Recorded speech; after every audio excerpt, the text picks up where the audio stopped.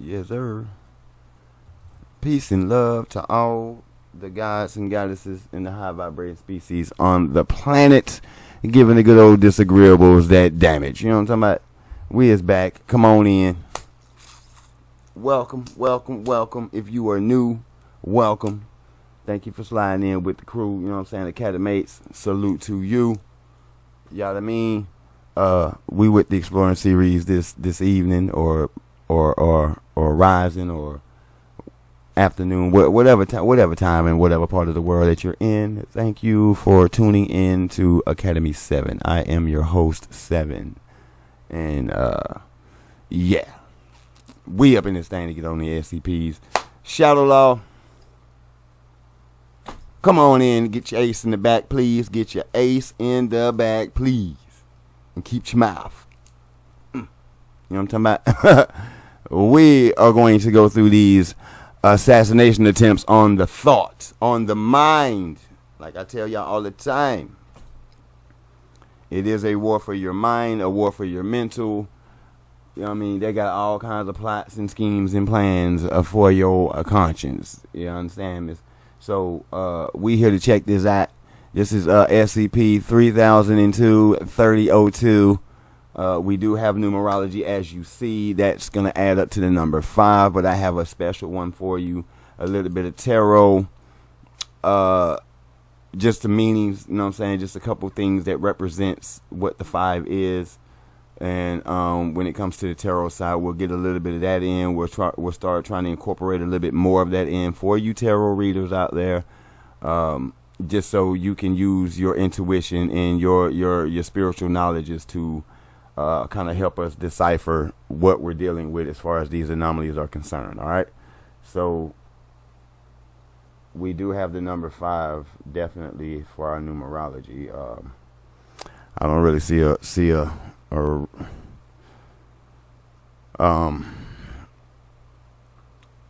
for etymology, but I will say the word, another word for assassin is called a ruffin. That's RUFFIN, a ruffin. That's another word for assassin. Okay, if you didn't know. But also I saw down here the time was 2525, which is 77. I didn't pull the 25 number, but I did pull the 7. So we'll go through the positive and negatives of the 7, positive negatives of the 5, and a couple of more breakdowns of the number 5. So since that we got a lot, let's get some of that started, shall we? So we have the number 5. Got my cards here.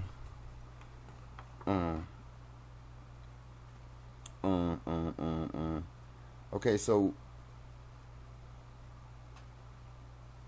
obviously we're gonna be coming out of two different numerology books here, because some certain words will be the same, but then others there'll be some additionals, right?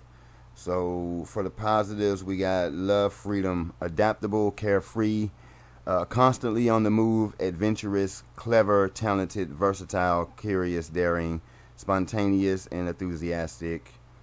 And right here, okay, we got expressive, versatile, literary. All right, cool. So those are the extras on the positive. The negatives, we got temptation, impulsiveness, addict, confusion, procrastinator, carelessness, irritable, vulgar, callous, lacks discipline and direction, nervous and abusive. On this one, excessive. That's the only word that's extra that I see. Alright. Occupation. We got a couple occupations here. We got a reporter, a comms expert, a detective, a writer, a magician, a gambler, and a race car driver. Now, you do not have to be in any of those jobs to resonate with the number 5. If you are born on, resonate with, or your life path number is 5, or any special significance that the 5 comes in your life. All right. It represents the pentagram And for tarot, it's the Hierophant card. Alright. So, let's get to the Hierophant and see what the Hierophant is. Thank you, staff, for giving us a little bit on the tarot side. So this is the Hierophant, or the High Priest. It represents the search for spiritual meaning. Masculine side, but represents balance. Desire for spiritual knowledge, no matter the creed or doctrine. Urge in man to understand its higher nature. That would be your higher self, for those that know. Okay, so we got a lot of spirituality going on, and definitely the knowledge, the mind. All right, to get to know the higher self, the mind. Okay, you have to go inside, of course. Here you're gonna find it all here. And that's why we probably have assassination attempts on your thoughts, because that does structure from the mind. Now, with this time down here, we got the 7. And I'm going to do this one real quick, and we're going to go ahead and get to what it is that we do, right? So, the negatives, we got a drifter, no depth, a crafty, cunning, withdrawn, too critical, deceitful, recluse, demanding, scheming mother sucker. Don't be that. Alright, on the positive sides, we have loves, distant travel.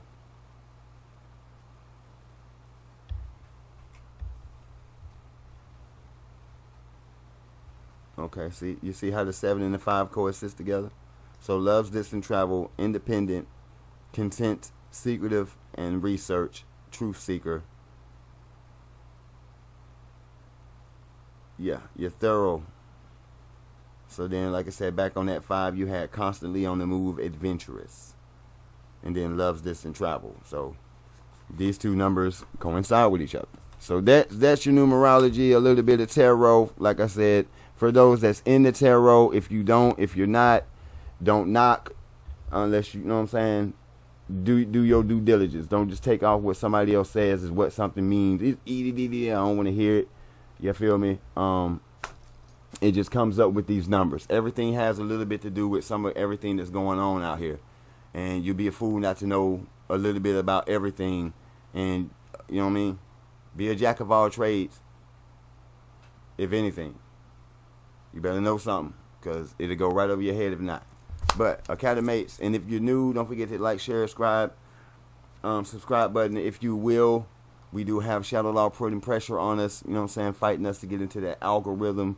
So us over here at the Academy 7 could really use your help to get, you know what I'm saying, up there to get with the big boys and let them know our perspective and how we seeing things over here at the Academy, all right? But into the meantimes, in between times, without further ado, I hope you got what it is that you need, because I do, and we about to get to what it is that we do, and that is blue light bus. SCP-3002 Good. Attempts to assassinate thought. Memories are often unreliable, as they fade, alter, and shift within our own minds. True. Although we often completely believe in the truth of our memories, we generally can't be certain if what we remember is what actually occurred. Eyewitness testimonies in a courtroom are often faulty, and our minds will occasionally swap around our memories completely.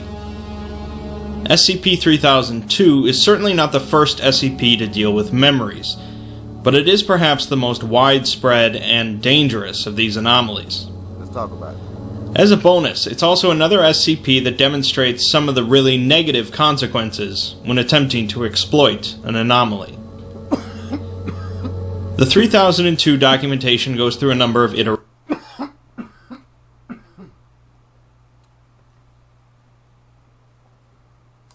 It's called intelligence. Intelligence. The genius. Of course it's not going to go right. When something know you trying to exploit it, bro, I wouldn't let you get your stuff off either. I wouldn't let you get your gloat brag on, you know what I mean? Get your ego all puffed up. No, I wouldn't let you do it either. Check it out. Look what he can. Come on, he's never done that before. Yeah. Yeah, you're going to get a lot of that dealing with me. I ain't finna act up for you, boy. Are you crazy? I'm gonna act up on you, but I ain't gonna do it for you. I'm gonna get on you, on that ace, immediately. As we learn more and more about the SCP. The first description given of the anomaly is that it's a shared memory connected to 85% of the prisoner population in the South Rock Penitentiary in Indiana. This was discovered by a psychiatrist working for the prison, who observed that a large amount of inmates mentioned a specific memory from their childhood that seemed to be nearly identical to each other. The memory, designated SCP-3002, consists of the individual walking through or playing in a forest as a child, along with their best friend at the time.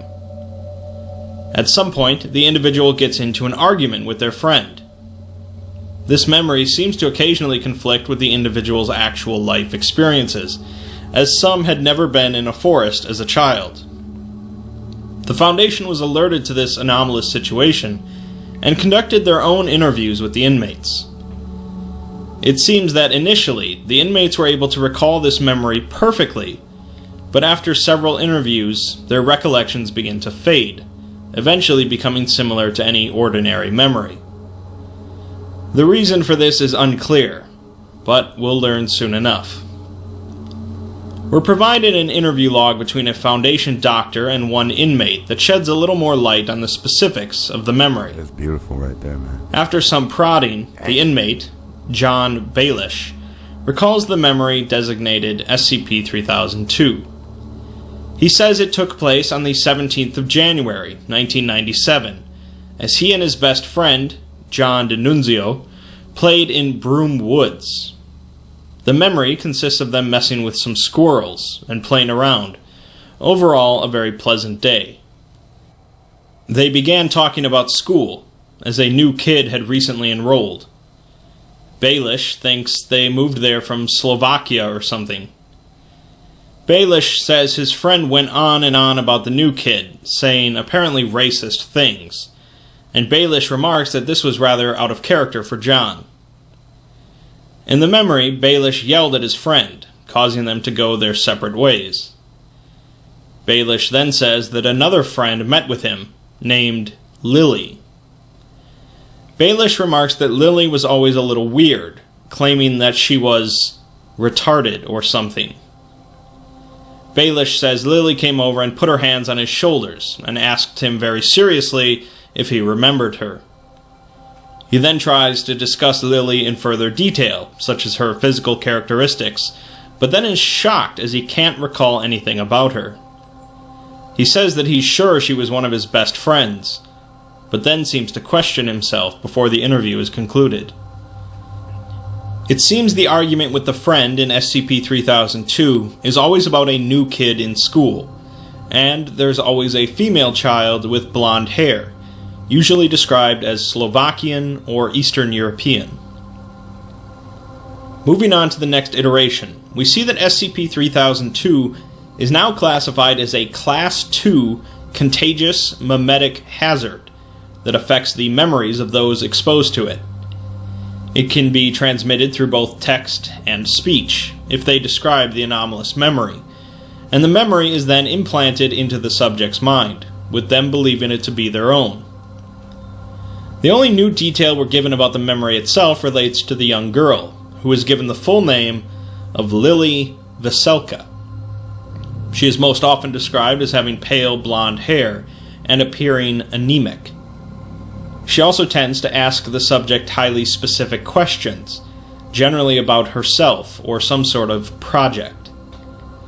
The Foundation seems to believe that much of Indiana and parts of Illinois are affected by SCP-3002, and they develop a means to test affected individuals without vocal confirmation due to the way 3002 spreads.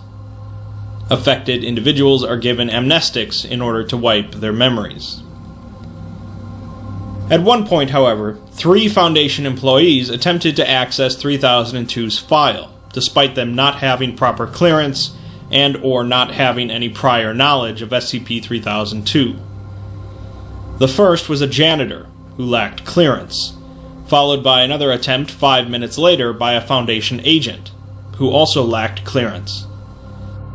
20 minutes later, a senior researcher who did possess proper clearance successfully accessed the file and made some edits to it. These edits were reverted a few hours later, but 10 minutes after that, the same researcher went back in and made some more edits.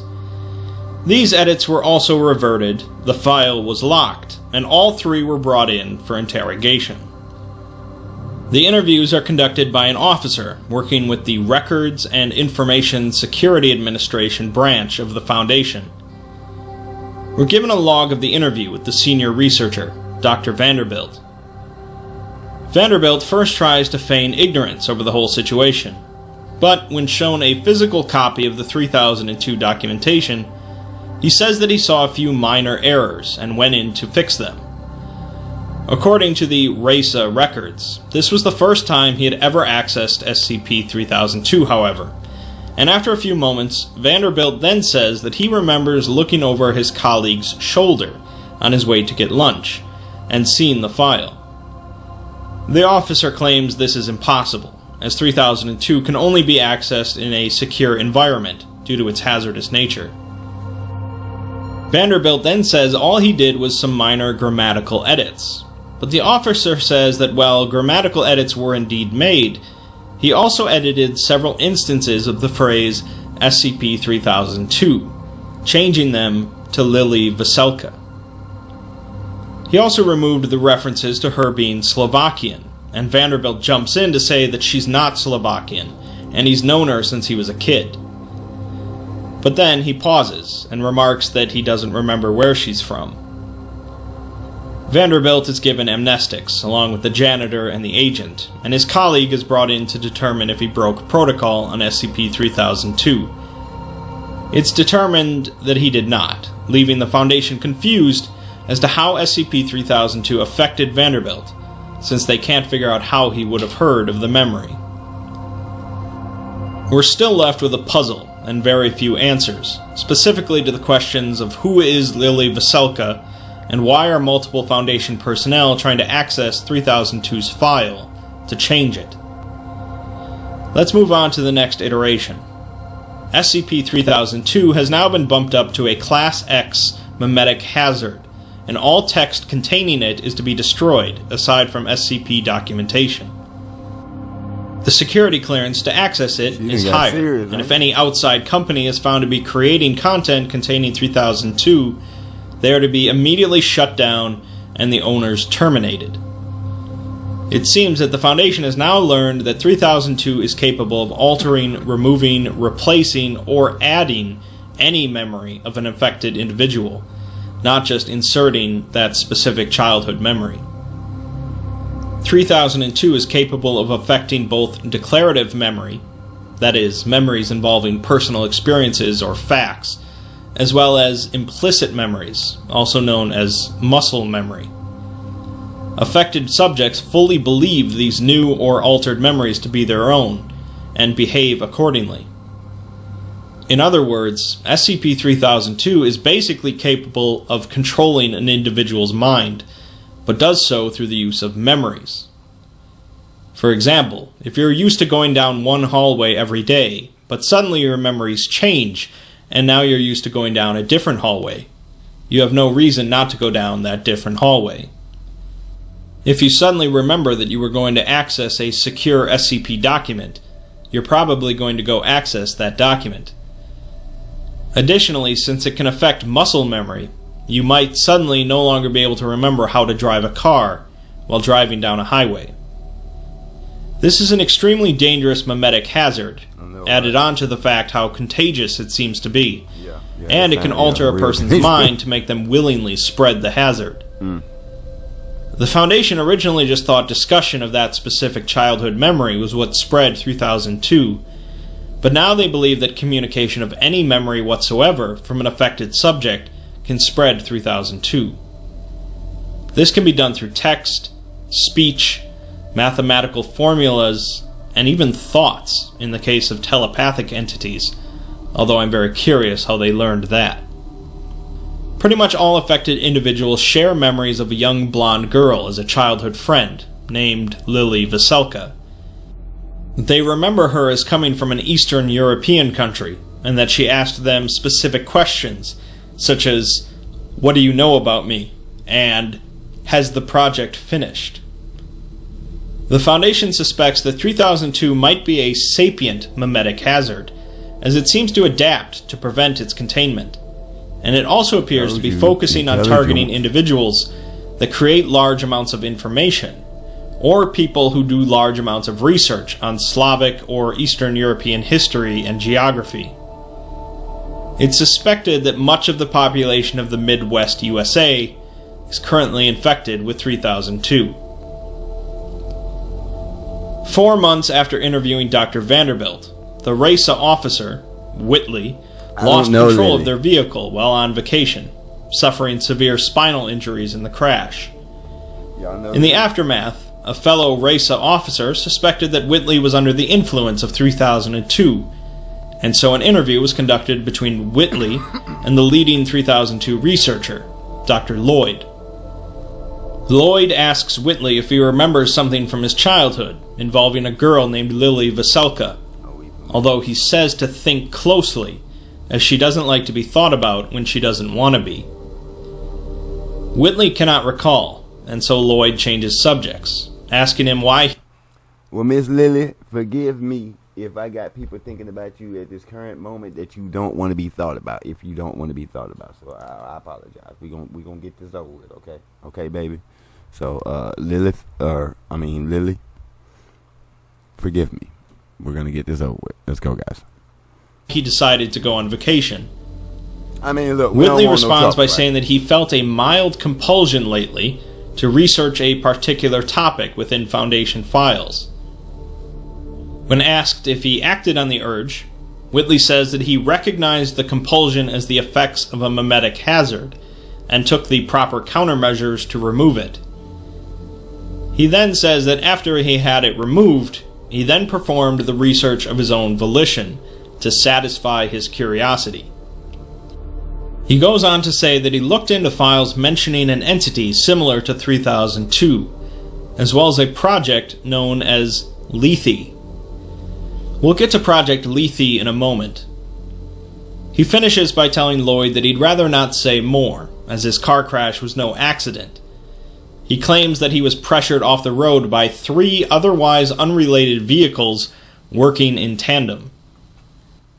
Lloyd tells him that he's contaminated with 3002 and withholding information, but Whitley says that he can't trust Lloyd, ending the interview. Shortly afterwards, Whitley was terminated due to being infected with 3002. Sometime afterwards, the Foundation gleaned some information from an unknown source about a research facility in a national park in Ukraine. Agents dispatched to the location found an underground facility in ruins, seemed to have been abandoned for a few years. Markings and documents indicate that it was an SCP Foundation facility, although no records exist of it. The agents did, however, find some evidence of recent activity within the facility, including a large number of burnt documents and missing hard drives from computers. One of the facility's furnaces was activated shortly before the agents arrived, and contained traces of human DNA matching a redacted SCP. They did, however, manage to find one document that turned out to be readable. Due to its importance in relation to SCP-3002, I'll read it in its entirety. Please do. Velis. I do not believe continuing active work on Project Lethe is a productive use of our resources. While Lethe has been an invaluable tool for averting broken masquerade-type scenarios, having the project rely on a single anomaly has been causing undue stress in the subject. She has been displaying decreasingly less motor and cognitive function, which may be a consequence of the invasive equipment being used for the procedure. As an example of her cognitive deterioration, she does not respond or register her previous name or designation. In addition to that, she has been becoming increasingly less willing to work with the technicians, to the point of resorting to self-harm in attempts to avoid the procedures.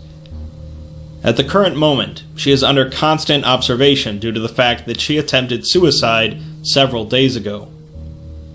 We're not entirely sure how, but it is currently believed she hit a dining utensil during a meal and sharpened it over the next few weeks. We have previously attempted to avoid this type of emotional distress by letting her participate in the various hobbies or activities she enjoyed prior to containment, such as photography and reading. With all that said, I do believe a controllable mass amnestic or memory-altering anomaly is practical in the event of a broken masquerade scenario, so continuing research and development in this field would be wise. As we know for a fact that the memetic trigger used in Lethe is present in all but a negligible amount of the population, perhaps we could alter it to give us further control over their memories, instead of acting as an anchoring point for our subject. Since we've included the trigger with the neural archetype scans from Yellowstone, I just want y'all to know, y'all ain't slick. Lethe? Really? That's Lilith. Y'all ain't do that. Y'all spit. See how they... Boy. A procedure that is not reliant on a human subject would allow for continued use past the lifespan of our current subject. The agents also discovered a surgical theater fitted with equipment for invasive neurosurgery, apparently frequently used. Medical documents and restraints indicate the procedures were done on a conscious subject or subjects. Before we get to the final iteration then, I'll summarize the story of SCP-3002. As you might have figured, SCP-3002 is, or once was, Lily Veselka, although that's not her birth name. The author suggests that she took on that name after forgetting her original name. There's an implication that Lily was originally SCP-105, Iris, a blonde female of European descent, but I'll leave that up to you. Lily was taken into the Ukrainian facility for experimentation as part of Project Lethe. Lethe is a classical Greek word meaning oblivion, or forgetfulness, and is connected in Greek mythology to forgetfulness. Project Lethe was basically an attempt to create a global amnestic that didn't rely on chemicals, and could be controlled by the Foundation. Secrecy is paramount to the Foundation, and the risk of a broken masquerade scenario, in which the world learns of anomalies, is a constant one. Being able to quickly reverse such a situation at a moment's notice was apparently worth doing continual brain surgery on a young girl. This invasive surgery continued to degrade her mental well-being, causing her to eventually become suicidal. The reason why Project Lethe was viable was because of a memetic trigger that was apparently present in almost every human on Earth. This trigger was included with the neural archetype scans from Yellowstone, according to the document, which, in other words, is where SCP-3000 is located. SCP-3000 is the facility designed to recreate the population of the Earth in case of disaster. The Foundation have now included a memetic trigger with people recreated from SCP-2000, which is practically everyone currently alive, except for, presumably, 051 and 052, who seem to oversee Project Lethe. Ultimately, the project was shut down. Lily was burned in a furnace, and most of the Foundation was none the wiser. Damn. According to the author, however, one of the D-Class that Project Lethe used for testing was eventually released back into the prison population and sent to South Rock Penitentiary in Indiana. This prisoner was effectively patient zero for the 3002 infection, Damn. as Lily still existed in his mind as a thought.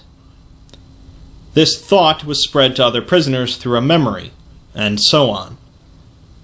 The reason why the prisoners began forgetting the memory when the Foundation arrived was because Lily didn't want to be caught, and so she hid inside their minds.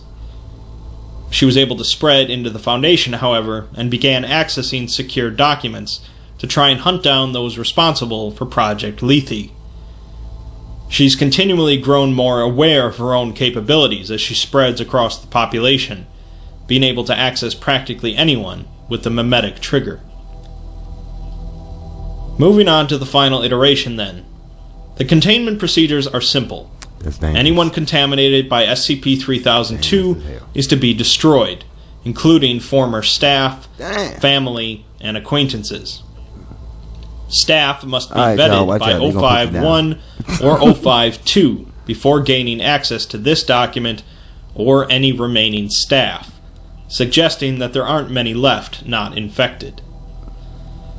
SCP-3002 is now classified as a sapient memetic entity capable of, and currently attempting to, completely erase human consciousness. It resides in any information or memory to which it has access, and while within a human mind, it is capable of mimicking, altering, or removing memories with no known limits. This allows 3002 to completely control an individual, generally for the purpose of spreading 3002. It is currently believed that 78% of the human population is infected, and that 84% of new information created since 2014 is infected with 3002. Several key personnel with the Foundation were infected since discovery, allowing 3002 to avoid being properly detected or analyzed. The Foundation admits that containment is impossible, and begins accepting termination proposals from the remaining personnel. One proposal is to reach out to other groups of interest for help. Most of the groups don't respond, but the FBI's UIU division did send a response, although it was infected with 3002. The Chaos Insurgency sent an unintelligible voice recording. Marshall, Carter, and Dark also sent a response infected with 3002. Are We Cool Yet sent a bunch of plans for anomalous art pieces. The Serpent's Hand sent a message saying that they fear that she is among them. And Nobody sent a message reading, You should have expected this. A Dr. Connor Teach suggested using SCP-2000 to repopulate the Earth, but the proposal was declined. Another doctor suggested creating an anti-meme to destroy 3002, which was attempted but failed. Dr. Teach again suggested SCP-2000, but was declined. Dr. Teach then suggested looking further into Project Lethe to find a way to destroy 3002, but the proposal was also declined, and Teach was terminated due to suspicion he was infected. Throughout the course of these proposals, the number of 05 votes for each one has steadily declined, from 13 votes to 10 to 9 to 8 and to 4. Finally, the last proposal reads simply, Restart, with 1 vote for yes and 1 vote for no. This is a rather ambiguous ending, as it seems that over time, more and more of the population became infected with 3002, including the 05 Council of the Foundation. In the end, only 2 remain, them unable to agree on the restart proposal, and us left with no info on what that might entail. Do they manage to save the planet once again against all odds? Or does the world come to its final end? Some might be against an SCP that stretches reality to an actual conclusion of the human race, but either way, the writing here is certainly creative. The Foundation set out with good intentions, as far as they believe, but they ended up being punished by the severity of the consequences. Like I said, there are plenty of SCPs that deal with memories, thoughts, and sapience, but SCP-3002 pushes the concept to perhaps its most frightening. I'm going to say, it's something else, deeper. Who that is up there? What the name is? What your name is? Oh, he said, I'm not sure if this means she's back, or if these, if these are just jumbles of her memories, thoughts. Is there the possibility Project Lethe had additional side effects we didn't account for. I want to make sure that these won't come back to hurt us. Keep an eye on this. Evilis, Certified Command. Look here, y'all. Now, I don't know if Project Lethe is Lily or Project Lethe is damn near saying Project Lethal. But I tell you, when they playing in your mind, it's crazy. Okay? And just like I be trying to warn y'all, keep that mental protected at all times. You know what I'm saying? Go ahead and tell you. Keep your head on the swivel. Don't forget to keep yourself spiritually, mentally, physically, and emotionally protected. Don't let the plane drive you crazy. Alright, so dude, we hit them. You know what I'm saying? It was excessive. We had a lot of good ones, and I'm glad I grabbed the time down there to grab that 7. You know what I mean? Because the secretism, you know what I'm saying, secretive, and a lot of stuff that we pulled off of that one. You know what I mean? Definitely reclused in your mind. Yeah. Deceitful, too critical, yes. Crafty, cunning, yes, definitely. Drift from mind to mind, yes. Yes, definitely. Own that ace. And spiritual in meaning, definitely. You know what I mean? And they were being excessive on old girl brain. Careless, callous about it as well. And it left them lacking direction. You know what I'm saying? So yeah, that's why we bring the numbers in. You know what I'm saying? So we can hit these things. New guy. You know what I mean? So I appreciate y'all joining me and stuff like that. We will be back with more. You know what I mean? Until then, y'all continue to vibe high. Continue to keep your eyes in the sky. Continue to keep your mind protected. You know what I'm saying? Do some mental practices. You know what I'm saying? Work your brain. Critical thinking is a must these days. Do not let these people just take over you. You know what I mean? Fight back if you can. If you can. Because you heard what he said. I heard what you said too, buddy. About how this thing is like 80% of the Western world. You know what I mean? Because there are some secrets over here that you don't want certain people to know about the land and about what happened over here and all that good stuff. And you would love for the memories to stay wiped on this side of the border. But I'm here to tell you that is no longer without awakening.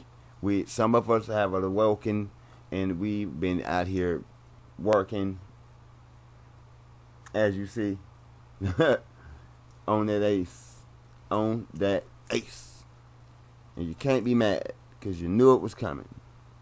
You knew it. We knew it. Just like you knew it. We structured it. We set it up to be the way that it is. And now it's time. It's his time. You know what I mean? Time.